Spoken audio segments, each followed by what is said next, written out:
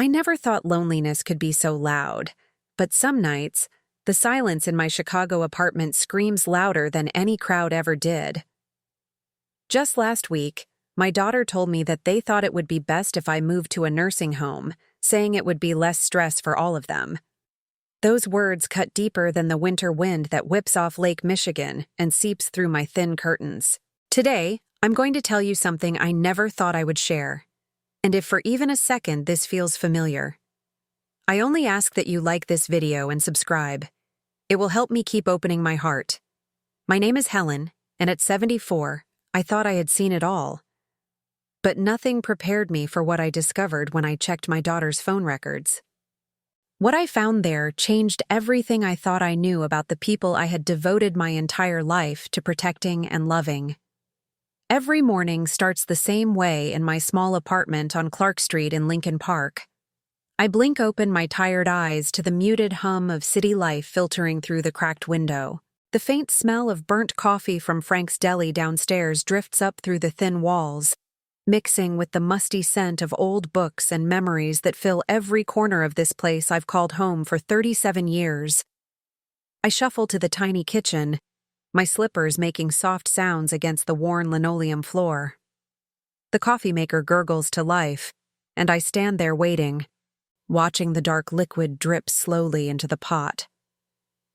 This ritual gives me a few moments of peace before the weight of another day settles on my shoulders. The weight of being forgotten, of being seen as a burden rather than the woman who once held this family together with nothing but love and determination. I sip my coffee alone at the small round table by the window, the same table where I once helped my children with homework, where I balanced checkbooks and worried about paying rent. The morning light filters through the dusty glass, casting long shadows across the yellow walls that haven't been painted in over a decade. I keep reaching for my phone, hoping for a message, a call, a simple good morning from one of my 3 children. But the screen stays stubbornly empty, black as the coffee growing cold in my hands. The silence in this apartment isn't just quiet, it's deafening. It echoes with conversations that never happen, with laughter that's moved on to other places, other lives. Sometimes I talk to myself just to hear a human voice, even if it's my own, cracked with age and disuse. Then one afternoon in November, as the autumn wind rattled my windows, I found it. A piece of paper on my kitchen counter, folded neatly in half. My daughter Susan's handwriting, unmistakable after all these years of reading her school notes, her college applications, her wedding invitations. But this wasn't an invitation, it was the opposite. The note explained that they had decided it was better if I didn't come to Emily's birthday party this weekend. There would be too many people, and I knew how I got overwhelmed. They would send pictures. Emily, my 7-year-old granddaughter with the gap-toothed smile and wild curly hair just like her grandmother's used to be. The little girl who once begged me to read her stories and braid her hair. The child I hadn't seen in 3 months, despite living only a few L train stops away in Wicker Park. I stood there holding that note, and something inside me cracked. Not broke. Cracked, like ice on a pond before it shatters completely. The sting of rejection brought back a flood of memories. Faded photographs tucked away in shoeboxes. The lingering scent of my late husband's tobacco pipe that still clung to his old sweater in the closet. The long nights I spent swallowing his harsh words and cruel silences, just to keep peace in this house. That's when I realized the truth that had been growing inside me like a tumor for months. I had become invisible to the very people I had sacrificed everything for. But the story really begins 45 years ago, when I was 29, and thought I knew what love looked like. I met Richard at a diner in Bridgeport where I was working double shifts, trying to save money for nursing school.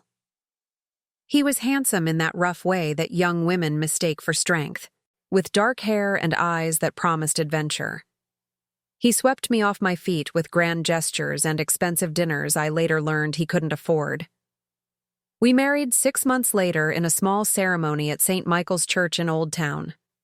I wore my mother's dress, white lace yellowed with age but still beautiful. Richard promised me the world, and foolish as I was, I believed him. I dropped out of nursing school when Susan was born, then again when Mark came 2 years later, and finally abandoned any dreams of a career when little Daniel arrived when I was 35. Richard had big ideas, always talking about investments and business opportunities. He worked in construction, but he dreamed of owning his own company, making millions in real estate, building a fortune that would set us up for life. He would tell me to just wait, using the nickname that once made me melt, and that he was going to make us rich. He promised we'd have so much money, we would never have to worry about anything again. But Richard's dreams were bigger than his abilities, and his temper was bigger than both. When his construction business failed after 3 years, he blamed everyone but himself. When his stock market investments went bad, he accused me of being unsupportive. When he started drinking heavily, he said it was because of the pressure I put on him to provide for the family. I remember the early years in our cramped 2-bedroom apartment in Bridgeport. The walls were thin, painted a sickly green color that reminded me of hospital corridors. I gave everything I had, not just my paychecks from working at the diner and later as a secretary at an insurance company, but my very soul. I cleaned, cooked, patched up scraped knees and broken hearts, mediated fights between siblings, helped with homework until midnight, and yes, I forgave. I forgave Richard's drinking, his outbursts, his disappearances on payday when he'd come home with empty pockets and elaborate stories about bad luck at poker. The children were my world. Susan, my serious little girl with the dark eyes who read books beyond her age and asked questions that made me proud. Mark, my athlete, tall and strong like his father but with a gentleness Richard never possessed. And Daniel, my baby, born when I thought I was too old for more children, sweet and sensitive and always clinging to my apron strings. I worked 2 jobs for 15 years. Days at the insurance office, evenings and weekends cleaning offices downtown. My hands were always raw from bleach and disinfectant. My back ached from bending over toilets and scrubbing floors. But I told myself it was temporary. Just until Richard got back on his feet. Just until the children were older. Just until we could afford better. But temporary stretched into decades, and Richard's promises never materialized. Instead, his failures multiplied like weeds in an untended garden. He invested our meager savings in a friend's restaurant that closed after 6 months. He bought lottery tickets with the grocery money, convinced his luck was about to change. He started talking about cryptocurrency and Bitcoin, downloading apps and charts, staying up all night studying something he called market analysis, but somehow always managing to lose whatever money he put in. He would tell me that this was it, showing me printouts of Bitcoin prices and stock charts I couldn't understand. He would insist that this was how we were going to make our fortune and that we could be millionaires in a year. But millionaires we never became. Instead, we lived paycheck to paycheck while Richard chased dreams that always seemed to slip through his fingers like smoke. I was the anchor that held our family together during those turbulent years. When Susan needed money for college, I worked extra shifts and sold my mother's jewelry. When Mark wanted to play baseball, I bought his equipment with money I'd saved by skipping lunches for 3 months. When Daniel struggled with learning disabilities, I drove him to tutoring sessions after working 14-hour days, falling asleep in the car while waiting for him to finish. I never asked for gratitude. I never kept score. Love, I believed, wasn't a transaction. It was a gift you gave freely, without expecting anything in return. And I gave everything I had. Richard died of a heart attack when I was 58, leaving me with a mountain of debt and 3 adult children who had grown accustomed to my sacrifices without ever acknowledging them. The life insurance policy we'd struggled to pay premiums on for 20 years had lapsed the month before he died. There was no inheritance, no nest egg, no reward for all those years of hard work and harder choices. But there was something else. Something I discovered while going through Richard's papers after the funeral. Bank statements showing withdrawals I knew nothing about. credit card bills for purchases I'd never made. And most crushing of all, a family investment account he'd opened without my knowledge, funded with money he'd taken from our household budget over the years. The account had been cleaned out just months before he died, the money transferred to an account I couldn't trace. Even in death, Richard had left me holding the bag for his failures. The children helped with the funeral expenses, but I noticed how they divided the costs among themselves, calculating their shares down to the penny. They didn't ask if I needed help with rent or groceries. They didn't offer to take over the bills that suddenly seemed insurmountable on my secretary's salary. They simply assumed I would manage, the way I always had, and I did manage. I worked until I was 68, saving every penny I could. I sold everything of value in the apartment: Richard's tools, my grandmother's china, even my engagement ring. I lived on pasta and peanut butter sandwiches, wore clothes from thrift stores, and never took a vacation or bought anything that wasn't absolutely necessary. By the time I retired, I had built up a small nest egg, not the vast fortune Richard had always dreamed of, but enough to pay my rent and buy groceries without lying awake at night worried about money. About $50,000 in savings, and a small pension from the insurance company. Not wealth by any measure, but security of a kind I'd never known. I thought my children would be proud of me. I thought they'd see how I'd managed to build something from nothing, how I'd survived and even thrived after their father's death. I thought they'd appreciate the woman who had sacrificed her own dreams to make theirs possible. I was wrong. The first time Susan asked to borrow money, I didn't hesitate. She was going through a divorce, she said. Legal fees were expensive. She just needed a few thousand to get back on her feet. Of course I helped. She was my daughter, and she was hurting. The second time, it was Mark. His restaurant business was struggling. Just a temporary cash flow problem. He promised he would pay me back with interest as soon as things turned around. I wrote him a check for $10,000 without thinking twice. Daniel needed money for his daughter's medical bills. His own daughter, my granddaughter Emily, had some developmental delays and needed specialized therapy. How could I say no to that? But the loans never got repaid. The conversations about paying me back grew shorter and less frequent until they stopped altogether. When I gently brought up the money, my children looked at me like I'd committed some kind of social crime. Susan would tell me that we were family and that I didn't need to keep track of every penny. Mark added that it wasn't like I was struggling, pointing out that I had my pension and savings while they were the ones with mortgages and kids in college. Daniel would say that I was always so generous before, managing to make liberality sound like an obligation rather than a choice.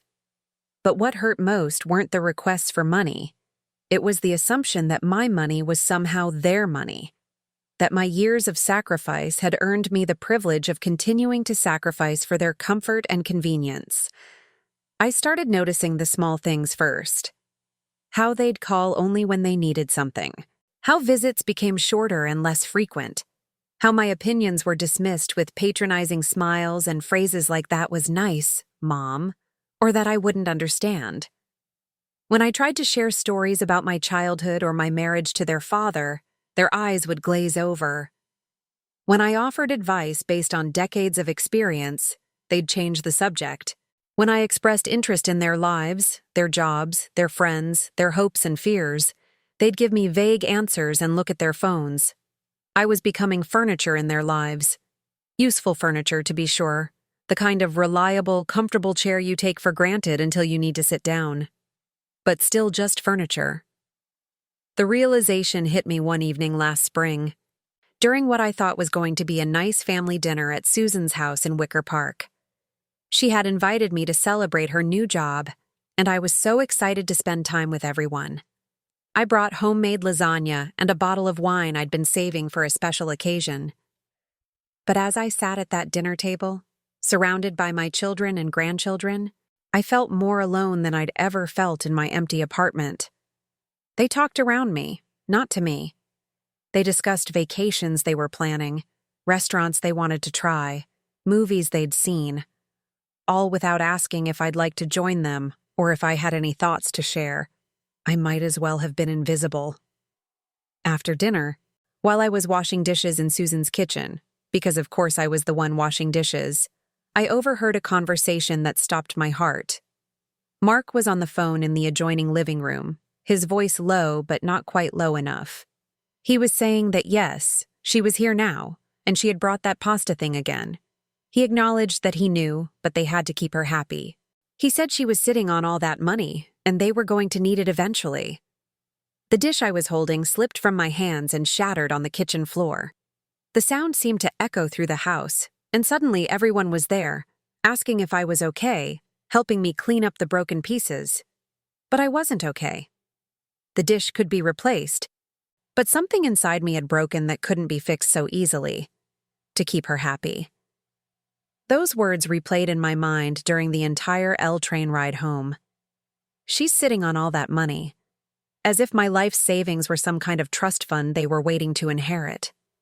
As if my value as a mother and grandmother was measured entirely in dollars and cents. That night, I couldn't sleep. I walked around my apartment, looking at the photographs on the walls, the memories scattered on tables and shelves, pictures of birthday parties and graduations, family vacations and holiday dinners. In every photo, I was there, cooking, cleaning, organizing, facilitating, making sure everyone else was happy and comfortable.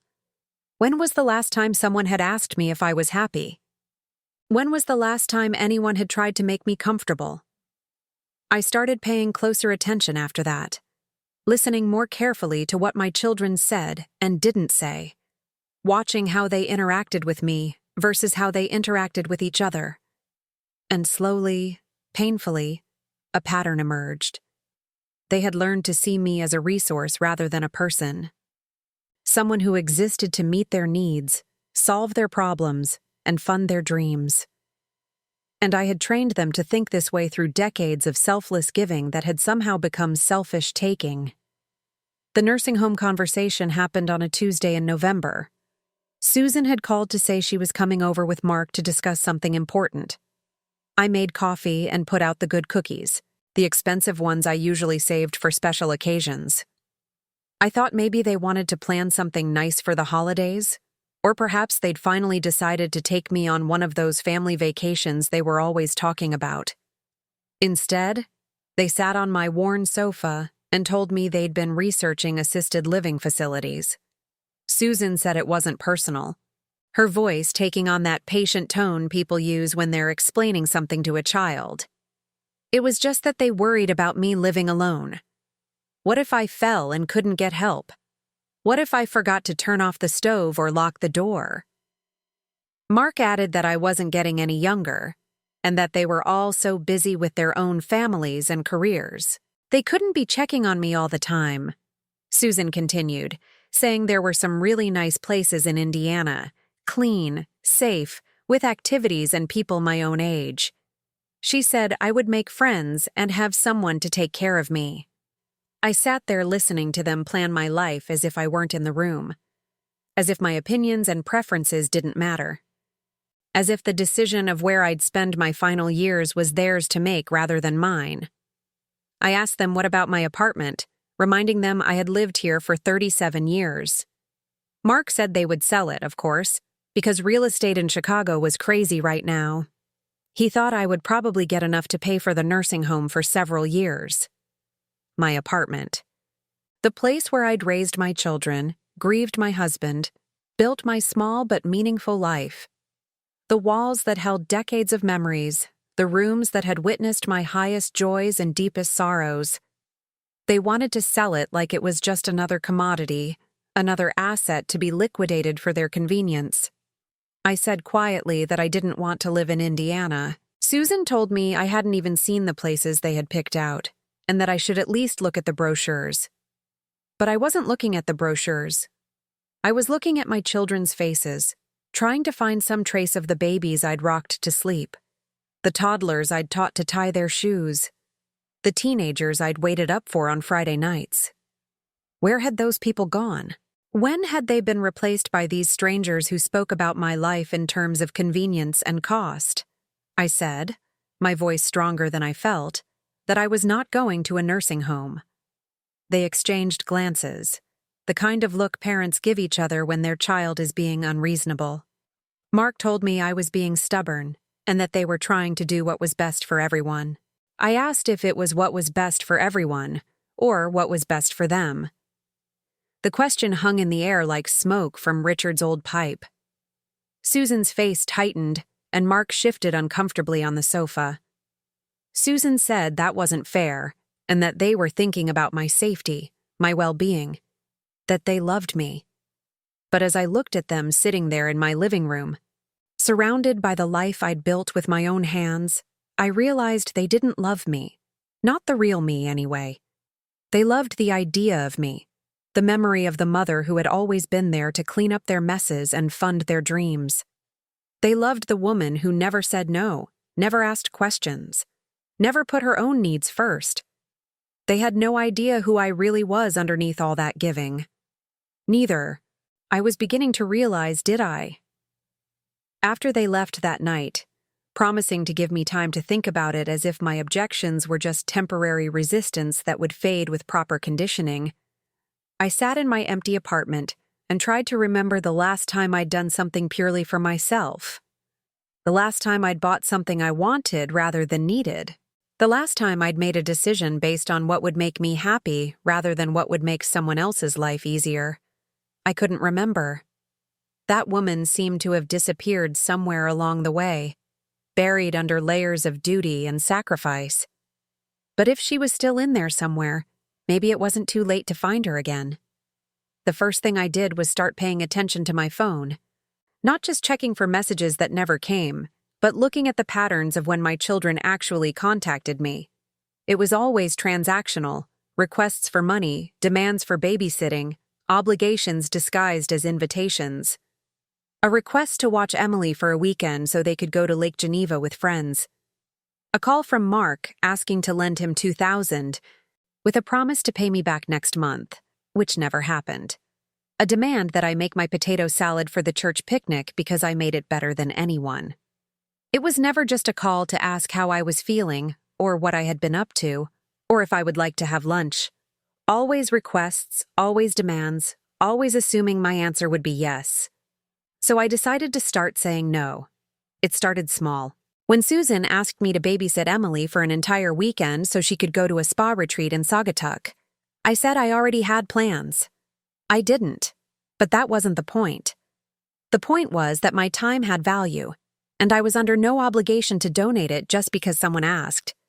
Susan demanded to know what plans I had, as if I owed her an explanation. I told her they were personal plans. When Mark called asking for money to cover his restaurant's rent, I told him I'd have to think about it. Then I didn't call back for 3 days. When I finally did call, I said no. I couldn't afford to lend him any more money right now. He pleaded that he might lose the restaurant. I replied that I was sorry to hear that, and suggested that maybe the bank could help him. When Daniel asked me to host Thanksgiving dinner for the entire extended family, 23 people, including his wife's relatives, I said it was too much for me this year. Someone else would have to take a turn. He protested that I always did it, and that no one else knew how to make my stuffing. I said it wasn't that complicated, and that I would email him the recipe. Each no felt like swallowing glass at first. I'd been conditioned for decades to believe that my value lay in my usefulness, that love was something I had to earn through constant giving. Saying no felt selfish, cruel, unnatural. But I noticed something interesting. The world didn't end. My children didn't stop speaking to me. They couldn't afford to. They still needed things from me. They just had to adjust their expectations and learn to ask rather than demand. More importantly, I started to remember what it felt like to have boundaries, to own my own time and energy and money, to make choices based on what I wanted rather than what other people expected. For the first time in decades, I felt like a person rather than a service provider. But I also felt guilty. Late at night, I'd lie awake wondering if I was being too harsh, too selfish. Maybe they really did need my help. Maybe I was just bitter and resentful, taking out my frustrations on innocent children who only wanted what was best for their families. Then I'd remember Mark's words about keeping me happy because I was sitting on all that money, and the guilt would transform into something harder and cleaner: determination. It was around Christmas time that I found the phone records. Susan had left her phone on my kitchen table when she came by to drop off Emily after school. She'd rushed off to meet a client, promising to be back in an hour to pick up her daughter and her phone. Emily was in the living room, coloring pictures and chattering about her day, and the phone was just sitting there, occasionally lighting up with notifications. I wasn't planning to snoop. I'm not that kind of person. But when the phone buzzed for the 5th time in 10 minutes, I glanced at the screen out of habit. The notification showed a missed call from a number I didn't recognize, followed by 3 text messages from the same number. The messages asked if she had told me about the place in Indiana, to make sure I signed the papers this week, and that the buyer was ready to move fast on the apartment. My hands started shaking as I read those messages. Buyer? What buyer? Without really thinking about what I was doing, I picked up the phone and scrolled through Susan's recent calls. The same unfamiliar number appeared over and over again, sometimes 2 or 3 times a day, often late at night after 10 o'clock. Calls that lasted 20, 30, sometimes 40 minutes. Who was my daughter talking to every single night? And why did the thought of finding out terrify me? I looked up the number online. The search results made my blood run cold: Lakeside Meadows Assisted Living Facility, Indiana. Below that, a real estate agent's website advertising quick cash purchases of senior housing. They weren't just planning to put me in a nursing home. They'd already picked one out. They'd already been in contact with a real estate agent. They were making arrangements for my life without my knowledge or consent, as if I were a child or an invalid rather than a competent adult. But what horrified me even more was the realization that these conversations had been going on for months. All those nights when I'd been sitting alone in my apartment, missing my family and wondering why they never called. Susan had been on the phone with strangers, planning how to dispose of me and profit from the sale of my home. I heard Emily's voice from the living room, asking for juice, and I quickly put the phone back where Susan had left it. But my mind was reeling. How long had this been going on? How many of these conversations had there been? What exactly had they promised the nursing home and the real estate agent? When Susan came back an hour later, I watched her face carefully as she picked up her phone and checked her messages. She scrolled through them quickly, then looked up at me with what I now recognized as calculated sweetness. She told me she forgot to mention that she and Mark had found another facility they'd like me to look at. She said it was really nice, and they had an opening next month, and asked if I'd like to see some pictures. I said quietly that no, I wouldn't. She blinked, clearly not expecting that response. She started to ask if I didn't want to at least look, but I cut her off. I told her no, Susan, that I didn't want to see pictures of nursing homes, or discuss assisted living facilities, or move to Indiana, and that I had told her this already. Her expression hardened slightly. She told me that they had been trying to be patient with me, but that I was not being reasonable. She said I couldn't live alone forever and asked what would happen if something happened to me. I asked, what if something happened to me here, in my own home, surrounded by my own things and my own memories? What if I died peacefully in my own bed, instead of in some sterile room in Indiana, surrounded by strangers? She called that morbid gathering Emily's things with sharp, angry movements, and insisted they were trying to take care of me. I said no, my voice rising with an anger I'd kept buried for too long. I told her they were trying to take care of themselves, to liquidate my assets and warehouse me somewhere convenient so they wouldn't have to think about me anymore. Susan's face went white. She said that wasn't true, and that it was a terrible thing to say. I asked her if it was, and then demanded she explain to me why she had been talking to nursing homes and real estate agents without telling me, why she was planning my future behind my back. For a moment, she looked genuinely shocked that I knew. Then her expression shifted to something I'd never seen before: cold calculation mixed with barely controlled fury. Her voice was dangerous as she asked if I had been going through her phone. I explained that she left it on my table and the messages were right there on the screen. She accused me of violating her privacy and said I had no right. I stood up, my whole body trembling with 74 years of suppressed rage, and asked if I had no right. Did I have no right to know that my own daughter had been plotting to have me committed against my will? No right to know that she had been negotiating the sale of my home without my knowledge? Emily started crying in the other room, scared by the sound of raised voices. Susan rushed to comfort her, whispering soothing words and shooting looks at me that could have melted steel. She hissed at me to look what I had done, that I had upset Emily. But I was done being blamed for other people's discomfort. Done being the villain in the story of my own life. I told her quietly to get out. She asked what I said. I told her to take her daughter and get out of my house, and not to come back until she was ready to treat me with the respect I deserved. Susan gathered Emily and her things, muttering under her breath about ungrateful parents and how hard it was to help someone who didn't want to be helped. But I noticed she didn't deny what I'd accused her of.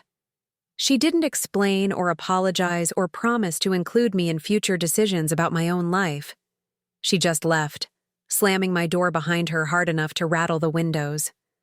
And for the first time in months, the silence in my apartment didn't feel oppressive. It felt like peace. But the peace didn't last long. Within hours, my phone started ringing. First Mark, then Daniel, then Susan again. All of them wanted to know what had happened, why I'd kicked Susan out, why I was being so unreasonable. I didn't answer any of the calls. That night, I lay in bed staring at the ceiling and thinking about phone records and real estate agents and nursing homes in Indiana. I thought about all the money I'd lent to my children over the years, money that was never repaid. I thought about all the times I'd said yes when I wanted to say no, all the ways I'd made myself smaller to make room for their needs and wants and demands. But mostly, I thought about the woman I used to be before I became a mother.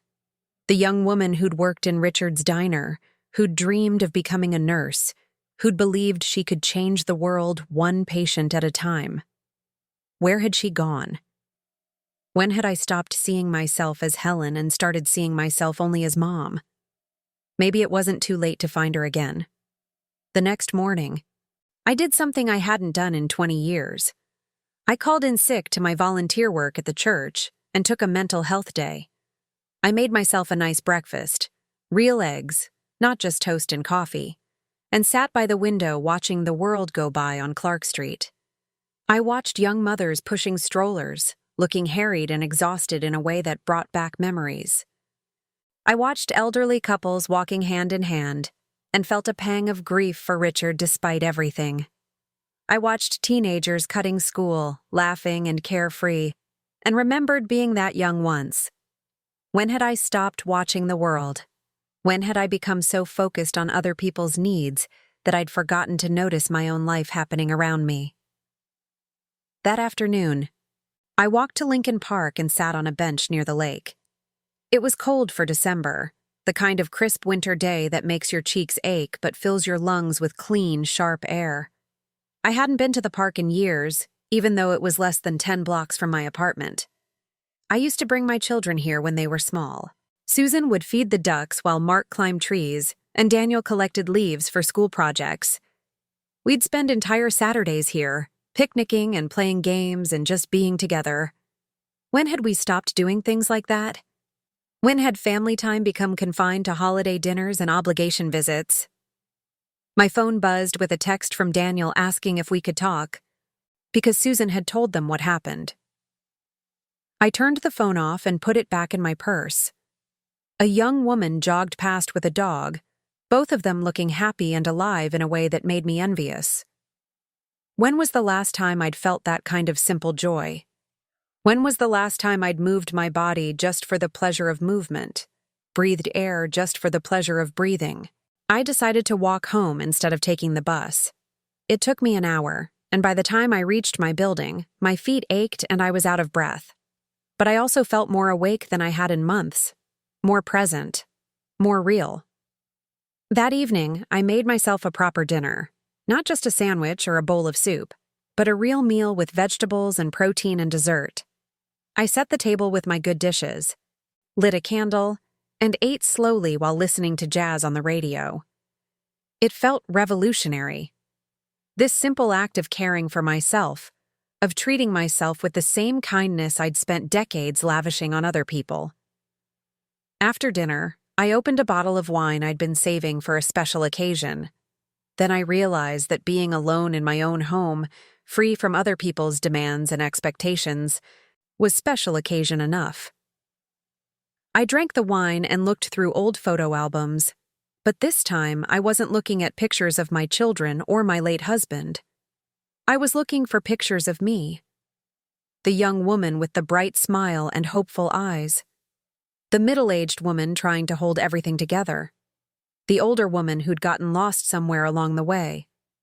In every photo, I was there in the background, serving, cleaning, organizing, facilitating, making sure everyone else was comfortable and happy. But I couldn't find a single picture where I looked truly relaxed, truly content. In every image, even the happy ones, there was something strained around my eyes, something tired and resigned. I'd been disappearing, pixel by pixel, year by year, until I'd become invisible even to myself. The next morning, I woke up with a clarity I hadn't felt in years. I knew what I had to do. First, I gathered up every piece of paperwork related to my finances: bank statements, insurance policies, investment accounts, Social Security documents. I spread them all out on my dining room table and really looked at what I had. It wasn't a fortune by anyone's standards, but it was more than I'd realized. The life insurance policy from my secretary job had accumulated some value over the years. My small pension, combined with Social Security, was enough to cover my basic expenses with a little left over. And my savings account, depleted by loans to my children, but still substantial, represented decades of careful budgeting and sacrifice. This was my money. Money I'd earned through years of work, worry, and doing without. Money that represented my security, my independence, my ability to make choices about my own future. And my children were planning to take it all away from me. Next, I called my bank and asked about their financial planning services.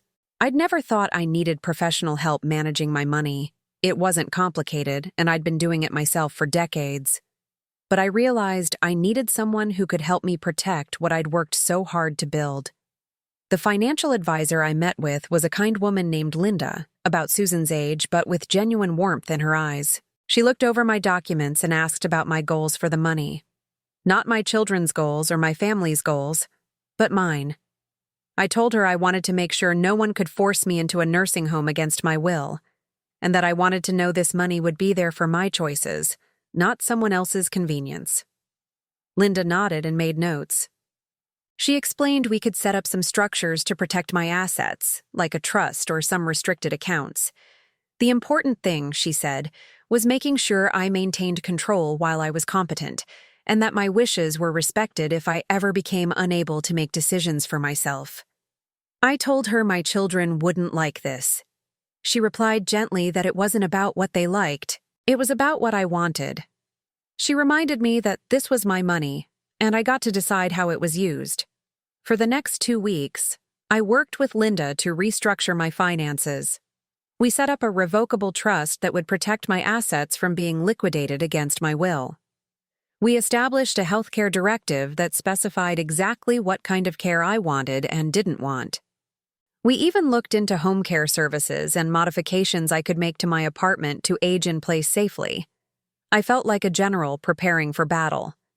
And maybe that's exactly what I was. The confrontation came sooner than I expected. On a snowy Thursday evening in January, all 3 of my children showed up at my door unannounced.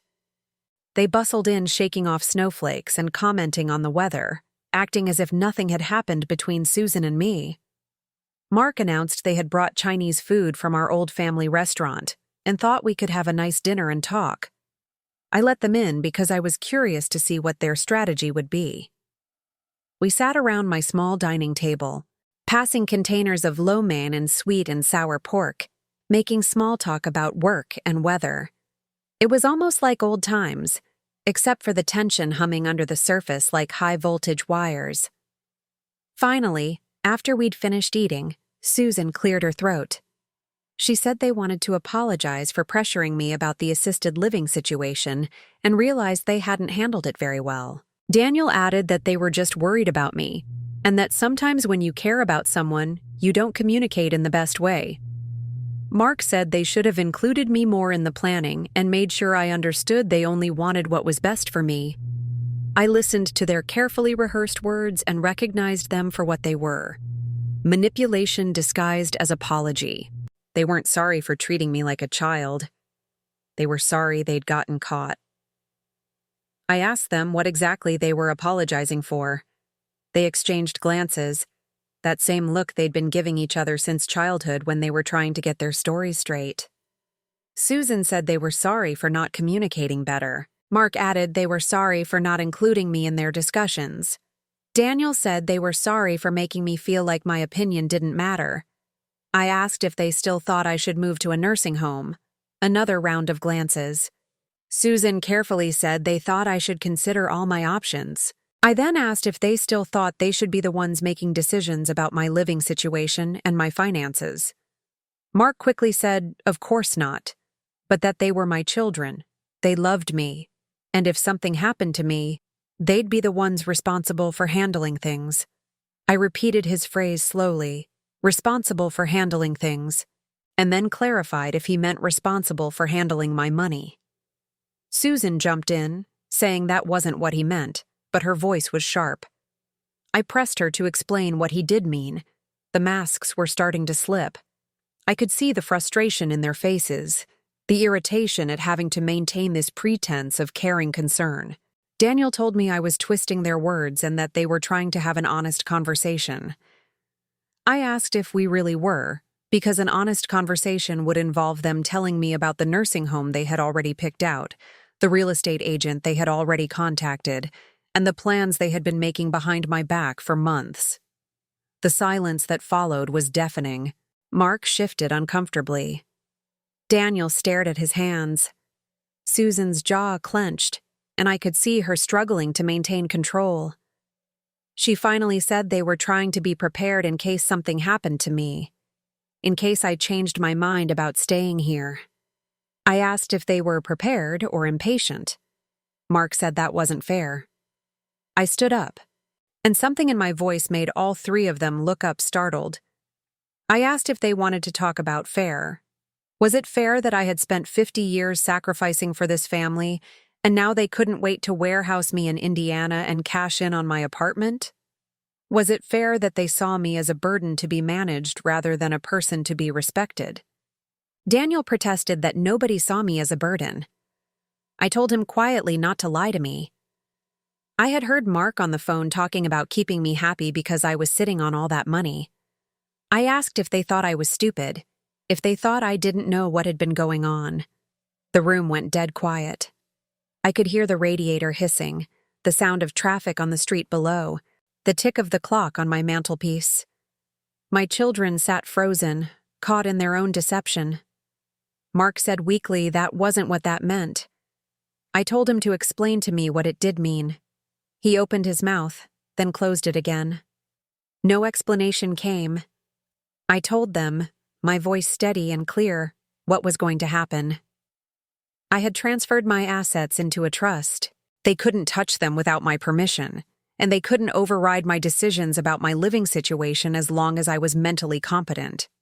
I had established a healthcare directive that specified exactly what kind of care I wanted, and it didn't include being shipped off to Indiana against my will. Susan's face had gone white. She asked what I had done. I said simply that I had protected myself, the way I should have done years ago. Mark started sputtering, unable to finish a sentence, asking how I could just do that. I asked what he meant, if I couldn't make decisions about my own money, plan my own future, or act like a competent adult rather than a child who needs to be managed. Daniel asked what would happen if I needed help. I replied that I would get help, professional help if necessary. but that I would make that decision when and if the time came, not now, and not based on their convenience and their plans for my apartment. I walked to my front closet and pulled out a manila envelope I'd prepared earlier. Inside were copies of all my new legal documents, the trust agreement, the healthcare directive, the power of attorney I'd assigned to a professional fiduciary rather than one of my children. I handed the envelope to Susan and explained that it contained everything they needed to know about my new arrangements. I told her she would notice that they were no longer listed as my emergency contacts and that they had no access to my financial accounts or medical information unless I specifically authorized it. Susan took the envelope with hands that were visibly shaking. She said this was extreme, that we were family. I told her family doesn't plot behind each other's backs, or hire real estate agents to sell someone's home without their knowledge, or make plans for your future that ignore your wishes and serve their own interests. Mark said they were trying to help me, but his voice lacked conviction. I told him no, they were trying to help themselves, and I understood that. I understood that I had trained them to see me as someone who existed to solve their problems and fund their dreams. I understood that I had been an enabler, giving and giving until they learned to take and take without thinking twice about it. I sat back down at the table, my legs suddenly weak but my resolve still strong. I continued, telling them that it stopped now. I would no longer be giving anyone money without a written agreement and a payment plan. I would no longer be available for babysitting or emergency childcare unless they asked me politely and in advance, and I reserved the right to say no. And I would absolutely not be moving to any assisted living facility until and unless I decided that's what I wanted for myself. The room was so quiet I could hear my own heartbeat. My children sat there staring at me like they'd never seen me before. And maybe they hadn't. Maybe they'd only ever seen the version of me that existed to serve their needs.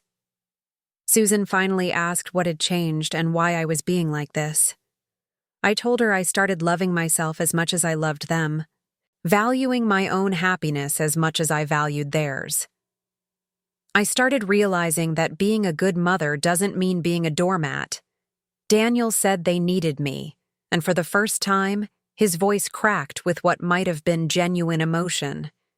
I told him gently no, they needed my bank account, my free babysitting, someone to blame for their problems, and someone to bail them out of their mistakes. But they didn't need me, and they had made that very clear. Mark leaned forward in his chair and said that wasn't true, that they loved me. I told him I knew they loved me, the way you love a favorite restaurant or a comfortable chair, something reliable and familiar that's always there when you need it. But that wasn't the kind of love that sustained relationships. It was the kind of love that killed them.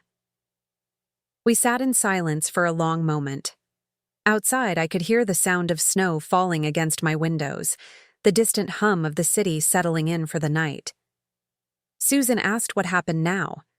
I told them that now they decide. They could accept that I was an adult human being with the right to make my own decisions, even if those decisions inconvenienced them. They could learn to have a relationship with me that was based on mutual respect rather than financial dependency. They could start seeing me as Helen instead of just Mom. Mark asked what the other option was. I told them that, or they could keep trying to manipulate and control me, and we could become strangers who happened to share DNA. It wasn't a threat. It was just a fact. I'd spent too many years being invisible to the people who were supposed to love me most. I wouldn't spend whatever years I had left being their victim. They left that night without saying much more. Susan took the envelope of legal documents. Mark muttered something about needing time to process everything. And Daniel gave me an awkward hug and said he'd call me soon. But as I watched them walk down my front steps into the snow, I realized I didn't much care whether they called or not.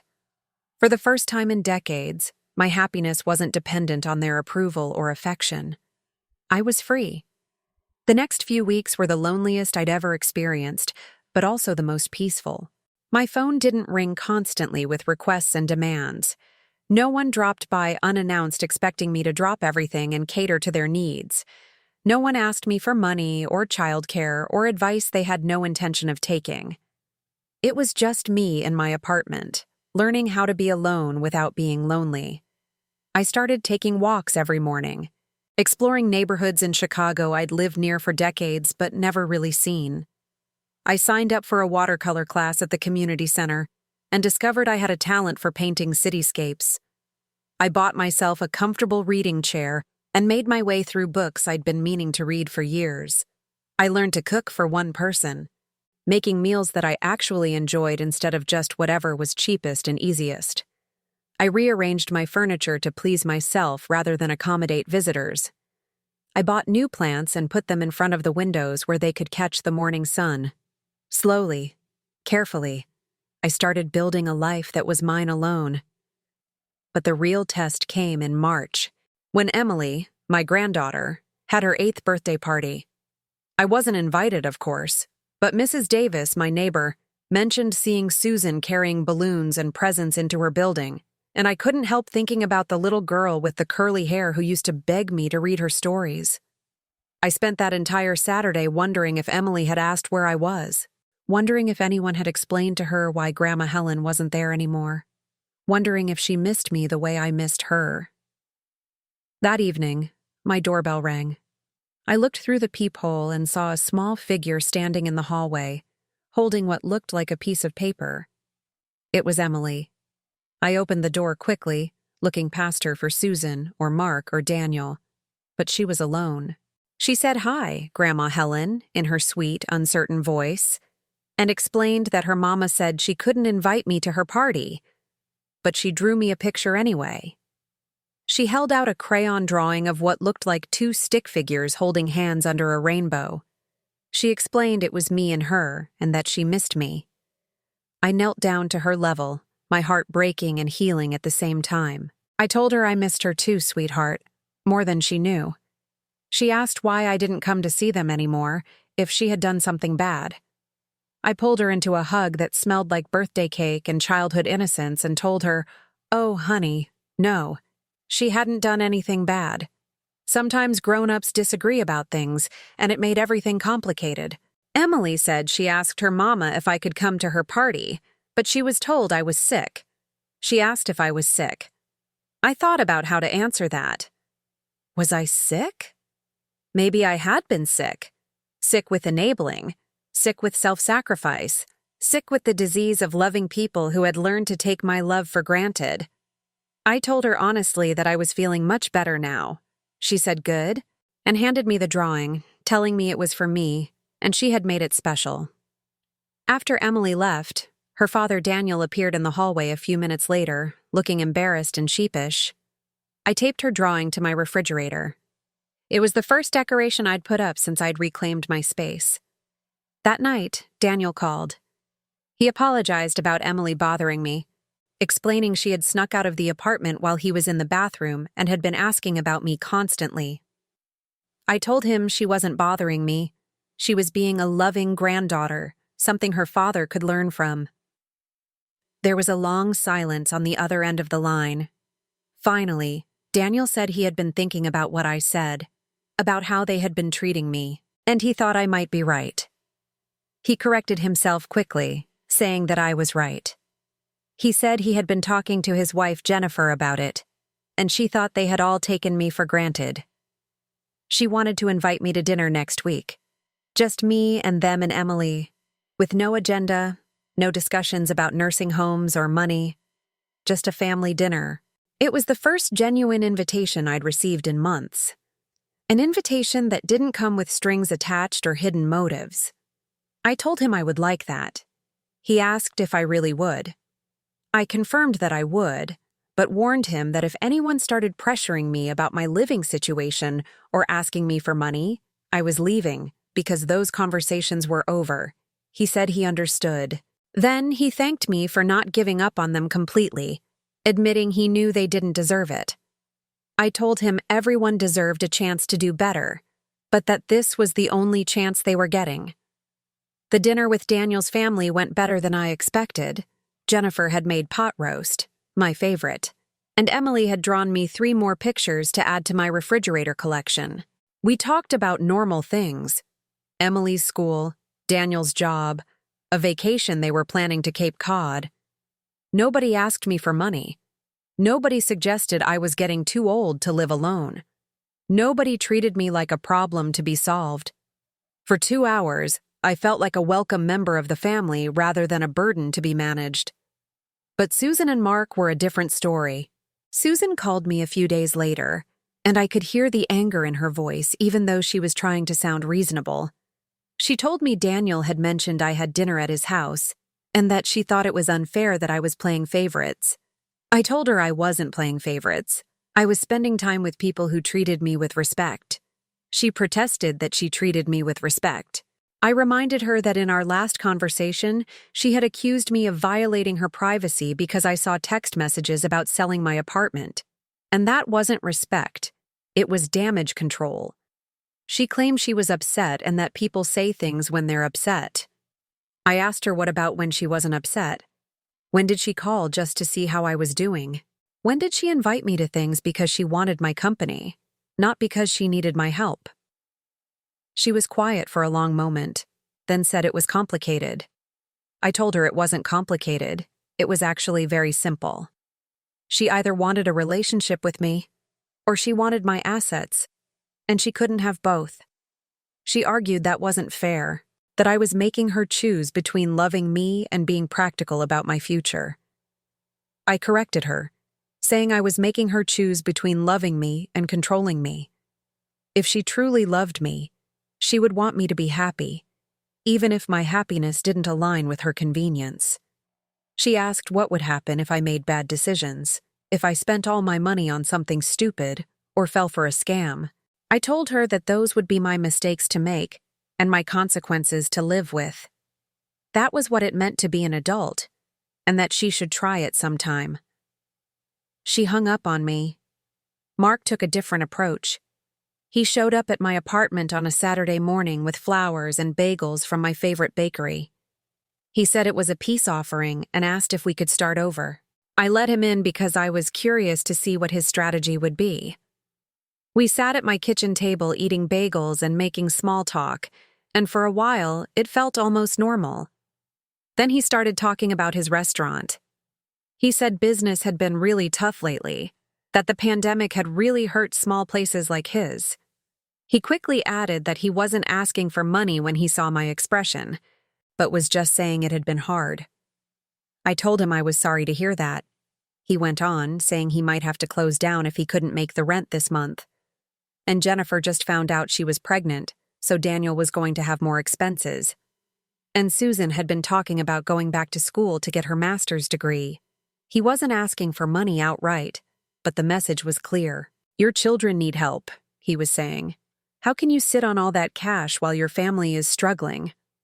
I asked him gently what I had told him about asking me for money. He claimed he wasn't asking, just explaining the situation. I told him he was manipulating, trying to make me feel guilty for not solving problems that weren't mine to solve. His face hardened slightly. He said they were my problems, because they were my children, and when they hurt, I should hurt too. I replied that when they hurt because of circumstances beyond their control, I did hurt. But when they hurt because of poor decisions or lack of planning, that was their problem, not my problem. He asked, with a tone of exasperation, when I had become so cold. I told him I wasn't cold. I was boundaried, and there was a difference. He repeated the word mockingly and asked where I had learned it, from some self-help book. I said I learned it from a therapist, something he might want to look into. He left without finishing his bagel, muttering under his breath about ungrateful parents and family loyalty. But I didn't feel guilty anymore. I felt liberated. Over the next few months, I started building a life that felt authentically mine for the first time since I was 29 years old. I joined a book club at the library, where I met other women my age who had stories of their own. I volunteered at a literacy program teaching adults to read. I even signed up for a senior travel group and took my first vacation in over a decade, a week in Traverse City, Michigan, where I hiked in the woods and ate in restaurants where nobody knew me as someone's mother or grandmother. I was just Helen, A woman with her own interests, her own opinions, her own money to spend on her own pleasures. It felt revolutionary. But the final test of my transformation came in June, when Susan called with what she clearly thought was devastating news. She said, her voice bitter, that she hoped I was happy because Mark's restaurant was closing and he was going to lose everything because of my selfishness. I told her I was sorry to hear about Mark's restaurant, but my financial decisions didn't cause his business problems, and changing them wouldn't solve his business problems. She insisted I could help him, that I had the money.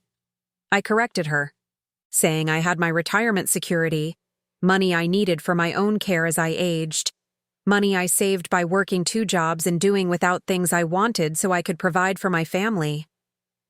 She said we were still my family. I asked if we were, because family members don't try to institutionalize each other against their will, sell each other's homes without permission, or call each other selfish for refusing to bankrupt themselves to fund other people's poor decisions. Her voice cold as winter wind, she said fine, if that was how I wanted it. She warned me not to come crying to them when I was old and sick and had nobody to take care of me. I calmly told her I wouldn't, and that I would hire professional caregivers with the money I didn't lend to ungrateful children. She hung up on me again. But this time, instead of feeling sad or guilty or worried that I'd lost my family, I felt something unexpected. Relief. I was free. Free from their demands. Free from their manipulation.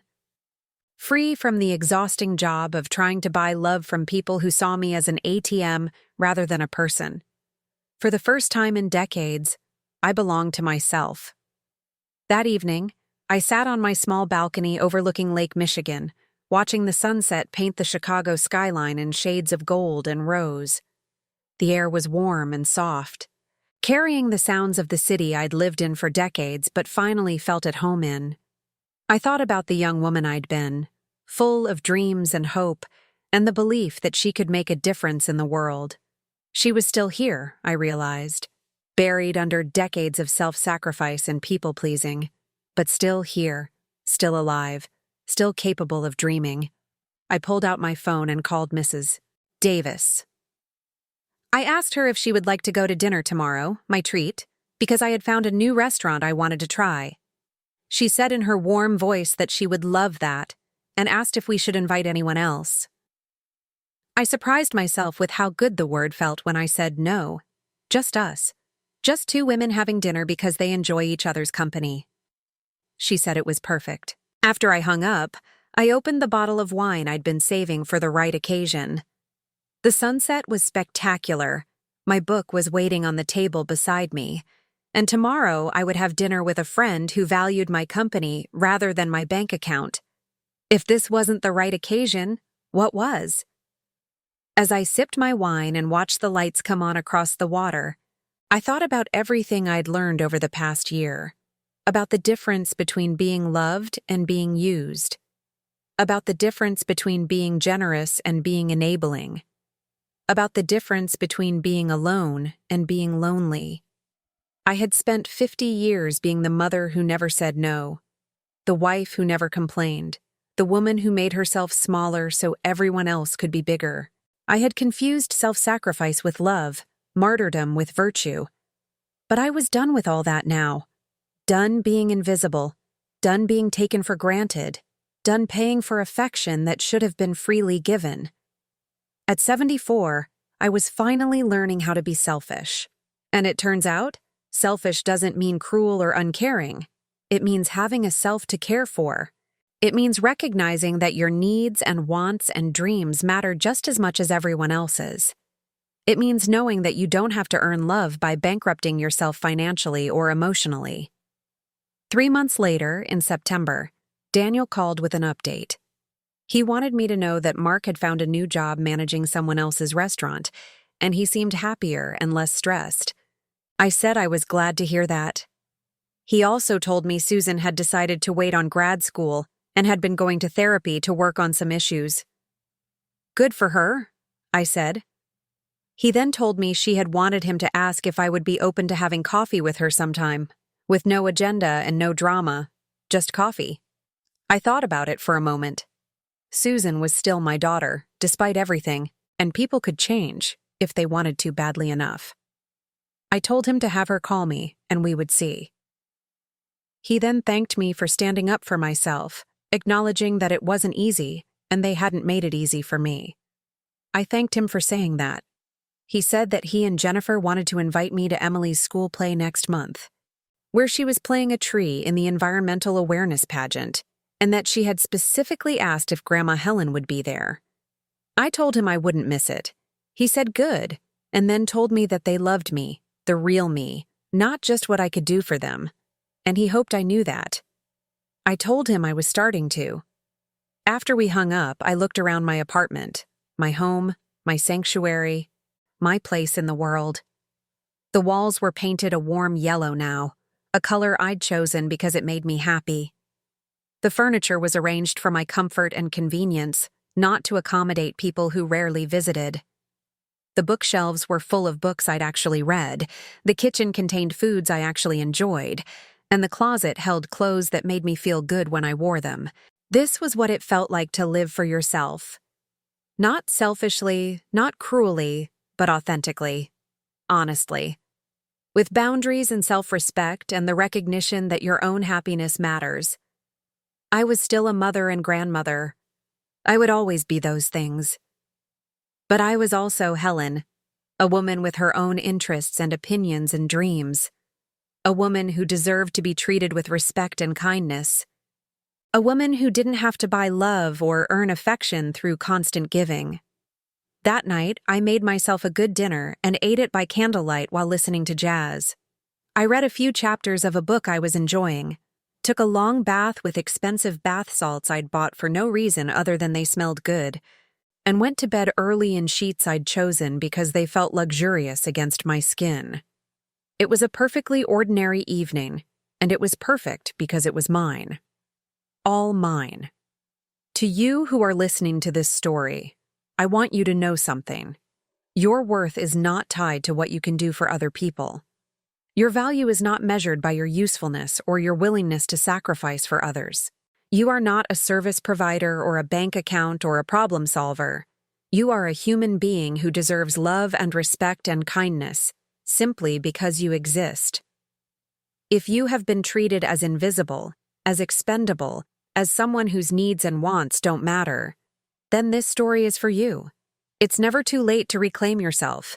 It's never too late to set boundaries. It's never too late to say no to people who take your love for granted, and yes to people who value your company for its own sake. It's never too late to stop being a doormat and start being a person. Have you ever lived something like what I've shared with you today? Have you ever felt invisible in your own family, taken for granted by the people who should love you most? Or maybe you know someone who has experienced this kind of quiet desperation, this slow erosion of self that happens when you give and give until there's nothing left? If any part of this story resonated with you, please share your experience in the comments below. Your story matters. Your voice deserves to be heard. And if this story helped you feel less alone, if it gave you courage to examine your own relationships and boundaries, please like this video and subscribe to my channel. Share it with someone who might need to hear it. Together, we can remind each other that we all deserve to be seen, respected, and loved for who we are, not just for what we can provide. Thank you for listening to my story. Thank you for letting me open my heart to you. And remember, you are never too old to start living for yourself.